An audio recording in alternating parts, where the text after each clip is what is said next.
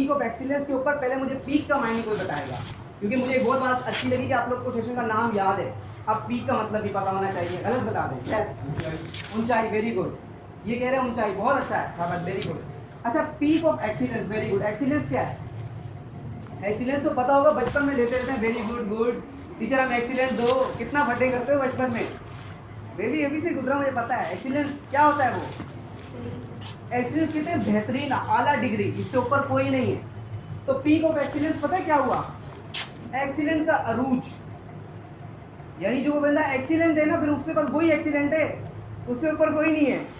ठीक है, तो अगर हम जैसे बात करेंगे नबियों में, तो हमें पता है रसूलुल्लाह सल्लल्लाहु अलैहि वसल्लम को अल्लाह ताला ने जो भेजा, तो वो क्या थी? Basically peak of excellence of अंबिया थी, कि बस ये है बेहतरीन नमूना आप सबके लिए।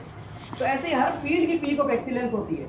तो जैसे आज हम बात करने वाले हैं, वो हम लोग बेसिकली बात कर रहे हैं लाइफ की पीक ऑफ एक्सीलेंस क्या है। यानी अगर आप लाइफ में कोई चीज़ पकड़ते हो, उसके एक्सपर्ट बनते हो, तो उसके लिए आपको क्या क्या चीज़ें चाहिए। अच्छा, ये जो चीज़ें चाहिए ना, ये तो समझे छोटी मोटी चीज़ें, असल आपको एक ही खूबी चाहिए। अच्छा, वो खूबी क्यों चाहिए? मैं ये सवाल पूछ रहा हूँ कि अगर मैं पूछूंगा तो हर किसी के लिए अलग अलग खूबी होगी। मसलन अगर एक बच्चा किसी चीज़ में कमज़ोर है, वो कहेगा सर मुझे ये खूबी मिल जाए मैं तो कामयाब हो जाऊंगा, मैं तो पीक पे आ जाऊंगा। कोई कहेगा ये खूबी मिल जाए तो मैं पीक पे आ जाऊंगा। इसलिए फिर मैंने क्या किया कि मैंने नॉर्मलाइज कर दिया जनरेशन को। नॉर्मलाइज का मतलब क्या होता है कि हम एक वर्ड लेते हैं जिसमें सारी चीज़ें आ जाए। अब एक वर्ड ऐसा बताएं जिसके अंदर पीक सारी आ जाए, हर चीज़ की पीक आ जाए उस चीज़ के ऊपर। क्या वर्ड हो सकता है वो? मेरे सारे नोट्स लिखे, वो वर्ड नहीं लिखा है इसलिए यहाँ पर, क्योंकि ये उस वर्ड के की वर्ड है। वो वर्ड क्या हो सकता है कि वो आप में पैदा हो जाए तो पीक आएगी। फिर जिस फील्ड पे लगाएं, किसी भी फील्ड पे लगाएं, क्या हो सकता है? Discipline, very good. मेरी सिस्टर ने बताया डिसिप्लिन, बहुत जबरदस्त। अच्छा, ये क्यों है दुनिया में? यही वर्ड क्यों है? उसने टॉनी रॉबिन्स, जो कि दुनिया में नंबर 1 स्पीकर है, उसका भी जो उस्ताद था उसका नाम था जिम रोहन, जो कि आज दुनिया में नहीं है। वो शख्स था जो इस फील्ड को पूरी दुनिया के अंदर लेके आया था। ये जुमला है उसका। उसने कहा था success is nothing but self discipline. आप जिस चीज़ में डिसिप्लिन लगाएंगे सक्सेस मिलेगी। अब सवाल ये कि सर डिसिप्लिन का मतलब तो आपको भी यही समझ रहे होंगे डेली बेसिस पे कोई काम करना। नहीं, ये मतलब गोरों की डिक्शनरी का है। डिसिप्लिन का वर्ड निकला है, आपको पता है जितने भी आप लोग पढ़ते हो ना सब कुछ साइंस के अंदर, कि ये वर्ड ग्रीक से निकला है, ये वर्ड लैटिन से निकला है। लातीनी ज़बान और ग्रीक ज़बान, यूनानी ज़बान, ये दो हैं कदीम चीज़ें हैं जो जहाँ से साइंस की, जहाँ से हर इल्म की, हर फन की जो है ना स्टार्ट हुआ था जहाँ से। तो वहाँ का डिसिप्लिन वर्ड है जो मैंने नहीं लिखा। डिसिप्लिन का जो वर्ड है ना वो निकला है डिसिप्लिना से। डिसिप्लिना का मतलब होता है द वे ऑफ। इसीलिए जब आप लोग जाओगे यूनिवर्सिटीज़ के अंदर तो आपसे ये नहीं पूछेंगे कि आपने क्या फील्ड ली, आपसे पूछेंगे आपने क्या डिसिप्लिन लिया। जैसे आपने मेडिकल की फील्ड ली तो बोले डिसिप्लिन ऑफ मेडिकल, यानी जो मैं मेडिकल बनूंगी ना, मैं डॉक्टर बनूंगी, उसका वे सीख रही हूँ मैं, उसका मैं डिसिप्लिन सीख रही हूँ। तो डिसिप्लिन से निकला, इसका मतलब है द वे ऑफ किसी भी चीज़ का। Discipline of art, discipline of medical, discipline of engineering. बात समझ आ रही है? तो डिसिप्लिन है बेसिकली, डिसिप्लिन का मतलब द वे ऑफ। अब द वे ऑफ जो आती है वो इन 4 चीज़ों से आती है बेसिकली। अच्छा, वे ऑफ क्या चीज़ है? देखो डिसिप्लिन बेसिकली अब आ गया हमें हर चीज़ का। अब जैसे आप जाएंगे, जैसे यहाँ से निकलेंगे फर्स्ट सेकेंड ईयर के बाद तो यूनिवर्सिटी में जाएंगे। लेट्स सपोज एक बच्चा जाता है मेडिकल का, तो उसको 5 साल का कोर्स करना पड़ेगा। एक बच्ची जाती है वो इंजीनियरिंग के अंदर किसी भी डिसिप्लिन में जाती है तो 4 साल का कोर्स करना पड़ेगा। तो आपको क्या लगता है वो 4 साल का कोर्स वो लोग पहले से प्लान नहीं करके बैठे हुए क्या? वो वैसे ही आप आओगे तो उसके बाद प्लान करेंगे क्या? ऐसा तो नहीं होगा, पहले से प्लान है ना। क्योंकि क्या है the way of being engineer. आपको इंजीनियर बनना है तो उसका वे क्या है? डिसिप्लिन का मतलब उसका वे उन्होंने पहले से प्लान किया है। 4 साल होंगे तकरीबन, आपके सेमेस्टर होंगे 8, उसमें सब्जेक्ट्स होंगे 44, हर सब्जेक्ट में सेशनल इतने होंगे, फाइनल इतने वर्ड का होगा, थ्योरी इतने की होगी, प्रैक्टिकल इतने का होगा। ऐसा है या नहीं? पूरा तरीका डिस्क्राइब किया हुआ इन लोगों ने। तो बेसिकली याद रखना, सेल्फ डिसिप्लिन पैदा करने के लिए अब आप ये अपने अंदर चेक करना है कि आप में है या नहीं है, और अगर नहीं है तो कैसे पैदा करेंगे। क्योंकि मैंने आपको बताया कि अगर मैं आपको बोलूँ कामयाबी के लिए ये भी चाहिए, वो भी चाहिए, वो भी चाहिए, तो आप लोग थक जाओगे। चाहिए तो बेसिकली बहुत सारी चीज़ें, लेकिन उन सबको अगर एक जगह जमा करेंगे तो वो क्या होगा? बेसिकली सेल्फ डिसिप्लिन होगा। और वो हर चीज़ में आप ये 4 चीज़ें लगा दे। पहले आप देखें कि आपने जो सेल्फ डिसिप्लिन जिस चीज़ में भी पैदा करना है, तो convert goals into practice and routine. क्या आप वो डेली बेसिस पे काम कर रहे हो कि नहीं कर रहे?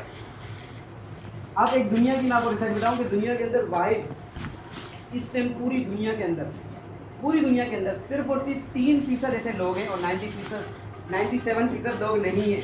अब मुझे नहीं पता इस कमरे में 3% है, 1% है, 0% है या माइनस में। वो लोग हैं जो अपने गोल्स को रिटर्न में लिखते और एक दिन नहीं, 2 दिन नहीं, यानी उनका लिखने का जो डिसिप्लिन है ना, लिखने का डिसिप्लिन, वो भी कई सालों का है। मेरा खुद 8 साल का डिसिप्लिन है डायरी लिखने का, 8 साल का। यानी जब मैं 8th क्लास में था तब से मैंने लिखना शुरू की, और करते करते करते करते जब मैं 14 क्लास में अंदर था तो मैंने एक बुक लॉन्च कर दी। और वो बुक जो थी ना, वो मुझसे लोग पूछते आपने कैसे लिखी। मैंने कहा इससे मैंने जो 5-6 साल डायरी लिखी उनको कंबाइन किया, उनके जितने थॉट्स हैं उनको एक जगह जमा किया और किताब लॉन्च कर दी। तो ये क्या था, बेसिकली वो जो किताब लॉन्च हुई वो डिसिप्लिन द वे था लिखने का। जब लिख के आपके थॉट्स एक जगह जमा हो गए तो आपने उसको किताब बना दिया। तो बेसिकली पहले आप ये देखिए, जो भी आपका गोल है क्या आपने उसको प्रैक्टिस और रूटीन में लाया हुआ है। अगर डेली बेसिस पे वो काम कर रहे हैं तो इसका मतलब डिसिप्लिन है उस चीज़ का। पहली चीज़ ये एक चीज़ है, ये हर चीज़ नहीं है। सेकंड क्या है, मेक अ मोमेंटम। अब सवाल ये कि ये ऐसा क्यों मैं कह रहा हूँ कि अगर आप डेली बेसिस पे करें, क्योंकि ये तो बहुत बोरिंग है। बहुत से लोगों को मैंने टेक्निक सिखाई, वो लोग स्टार्ट करते हैं फिर कुछ दिन के बाद रुक जाते हैं। आपने भी बहुत जगह पे सोचा होगा, कभी किसी ने सोचा होगा मैं पढ़ के देखता हूँ 3-3 घंटे, फिर रुक गए होंगे, कुछ दिन के बाद ब्रेक लगा होगा। ऐसा है या नहीं है? बेसिकली ये ना मोमेंटम टूटता है आपका। क्या टूटता है? मोमेंटम। अच्छा, मोमेंटम फिजिक्स तो पढ़ी है ना आप लोगों ने सबने माशाल्लाह। फिजिक्स मोमेंटम क्या होता है बता दें, कोई भी बता दे, गलत बता दे। मोमेंटम क्या होता है? The product of mass and velocity. Simple is that, mass and velocity. Mass उस बंदे का और स्पीड उस बंदे की। अगर वुमेन की लेंगे मोमेंटम तो मास उस बंदे का, स्पीड उस बंदे की। यानी बेसिकली क्वांटिटी ऑफ मोशन क्या है? मोमेंटम है फिजिक्स की टर्म में। लेकिन in life it means your actions. क्योंकि जो देखो क्वांटिटी ऑफ मोशन यानी मोशन की मिकदार, मोशन तो आपके एक्शन है बेसिकली प्रैक्टिकल लाइफ के अंदर। मैं चल रहा हूँ या पीछे जा रहा हूँ, ये क्या एक्शन है?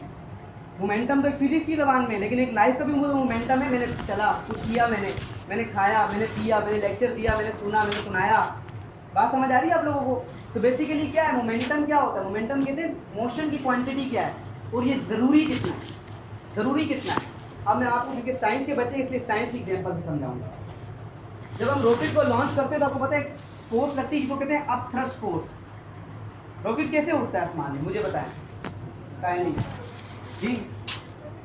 ऊपर की तरफ उड़ता है, कैसे उड़ता है? क्या फोर्स लगती है उसको? उड़ जाता है वो, अर्थ से भी बाहर निकल जाता है। ऐसा क्या होता है? मतलब जहाज क्यों नहीं निकल रहा और रॉकेट क्यों निकल रहा है, क्या फर्क है? बताएं, गलत बताएं। नो प्रॉब्लम, मैं भी सीखना है आपसे। क्या मतलब कोई चीज़ मैं गलत बता दूँ? काइंडली जी, वाइल्ड में से कोई मेरे भाइयों कोई भी बता दे। ये 9 में टॉपिक है वैसे ये वाला। रॉकेट जब उड़ता है ना तो रॉकेट का जो फ्यूल होता है उसको आग लगाई जाती है नीचे। उस आग की चिंगारी या धक्का इतने जोर से होता है कि रॉकेट फ्लाई करता है। और आपको पता है रॉकेट में जितना भी फ्यूल वो लोग भरते हैं ना अर्थ से निकालने के लिए, क्योंकि एक बार स्पेस में चला गया तो वहाँ तो होता रेजिस्टेंस नहीं है, एयर नहीं है, वैक्यूम है, तो वहाँ तो वो रॉकेट चल पाएगा। अब असल मसला है उसको अर्थ से निकालने का। अर्थ से जब निकालते तो पहले 12 किलोमीटर के अंदर ही रॉकेट अपना 95% फ्यूल खत्म कर चुका होता है, क्योंकि इधर नीचे ग्रेविटी भी बहुत ज़्यादा है और एयर का प्रेशर भी बहुत ज़्यादा है। अच्छा, अब क्या होगा? अगले 38 किलोमीटर तक 4% फ्यूल खत्म होता है, अभी भी 1% फ्यूल बचा है। फिर अगले 30 किलोमीटर तक आधा, उस एक का भी आधा यानी 0.6% फ्यूल खत्म होता है। यहाँ पे ये थर्मोस्फीयर तक पहुँच जाता है। पढ़ा होगा थर्मोस्फीयर आपने, केमिस्ट्री तो सारी पढ़ा रहे हैं माशाल्लाह। फिर अगले 620 किलोमीटर तक सिर्फ 0.16 यानी कि तकरीबन 2%, 0.2% तक इसका फ्यूल यूज कर 620 किलोमीटर चलता है। ये पता है क्या? ये असल में वो धक्का है जो उसको 12 किलोमीटर के लिए 95% फ्यूल ने दिया। इसीलिए मैं कहता हूँ मोमेंटम इतना बोरिंग है और सक्सेस इतनी मुश्किल है, क्योंकि ये डेली करनी है। यानी शुरू में इतनी मुश्किल है, ये देख रहे हो कितना मुश्किल, कितनी एनर्जी लग रही है उसकी रॉकेट की, और बाद में कितनी आसानी लग रही है। यही आपके साथ होगा। एक बात याद रखें, अगर आपकी पर्सनैलिटी एफर्टलेस हो जाती है, if your personality is effortless you become limitless.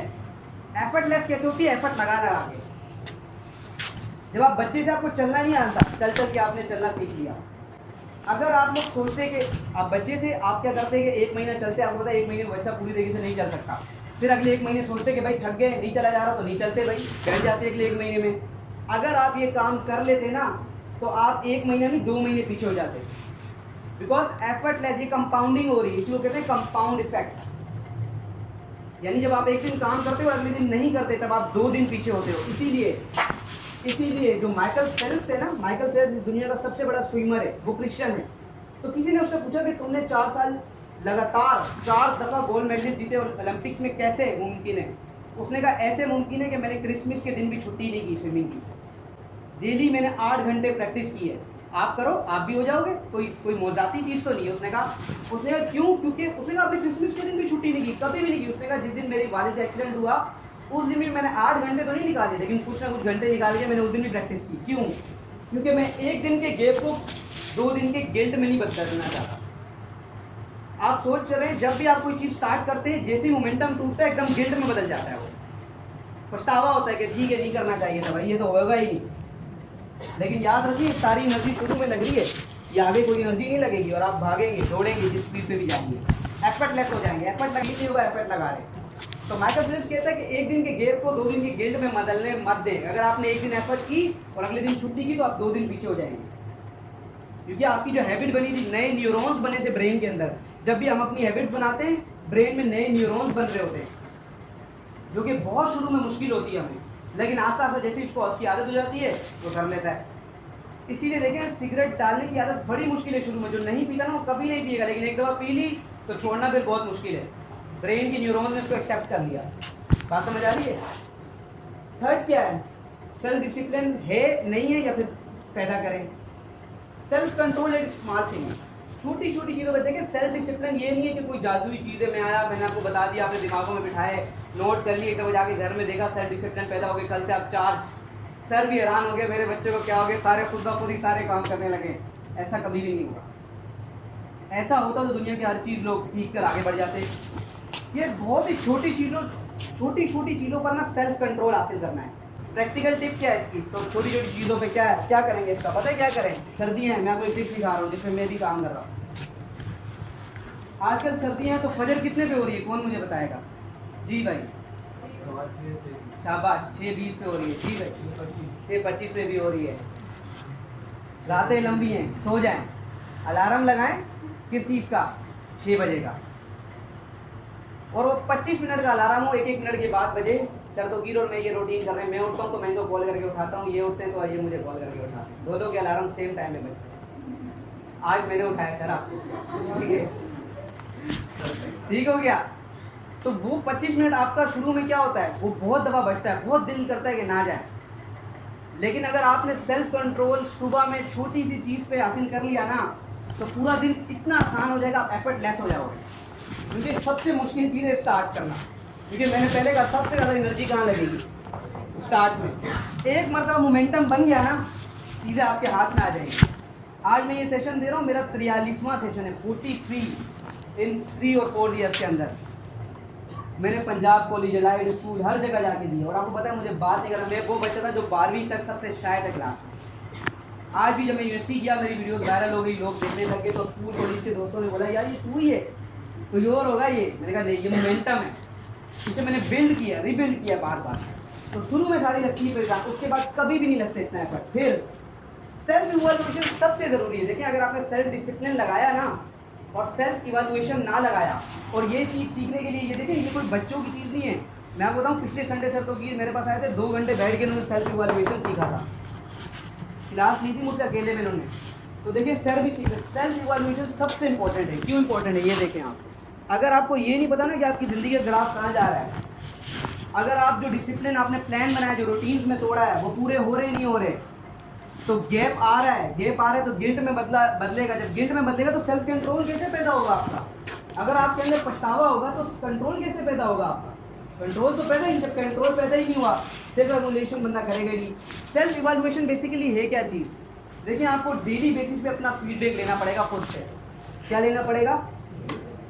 Feedback खुद से लेना पड़ेगा। अब उसका एक तरीका, बहुत से दुनिया में तरीके, जो सबसे ज़्यादा है, जो मैं सीखता हूँ, मैं अप्लाई करता हूँ, सतोगी जो इसका है, वो है 12 वीक ईयर प्लानिंग। एक किताब लिखने नाम उसका, 12 वीक ईयर प्लानिंग। इसको जाके पढ़ें, वो सिखाता है 12 महीनों के काम 12 हफ्तों में कैसे लाओ, फिर उसको कैसे करो, फिर उसका सेल्फ इवैल्यूएशन कैसे निकालो।